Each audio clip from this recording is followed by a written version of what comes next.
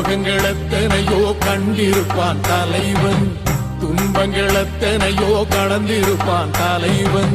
நாங்கள் வென்று வாழத்தானே, எங்கள் நாட்டை நாங்கள் ஆளத்தானே. பாரங்கள் எத்தனையோ சுமந்திருப்பான் தலைவன், உறவுகள் எத்தனையோ இழந்திருப்பான் தலைவன்.